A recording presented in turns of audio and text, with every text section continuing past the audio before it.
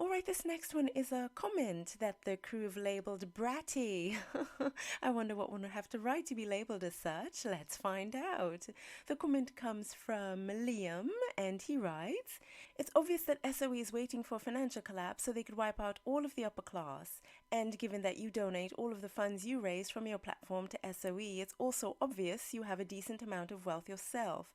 So if anything, when the collapse happens, SOE will be socially obligated to ensure that those who had achieved various levels of considerable wealth receive the amount of tokens which matches the amounts they and their previous generations worked hard to achieve.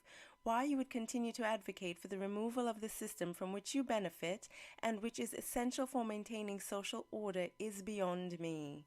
Well, you've certainly given me a lot to unpack, but all right.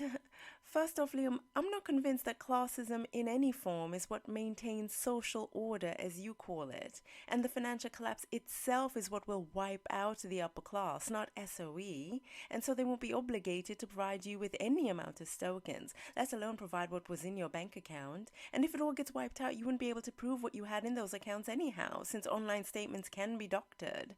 I'm quite certain the fact that SOE isn't willing to distribute tokens based on previous wealth, thereby automatically creating separate categories of wealth or classes, was done by design. Actually, when the collapse happens, my thoughts on those in favor of classism is let them eat cake. But that SOE will be willing to give them any tokens at all speaks more to their compassion for their fellow man than it does any sort of social obligation. And keep in mind, one isn't limited to the amount of tokens given out each week, as there are ways to earn even more, which means there will in fact be some people who amass more tokens than others.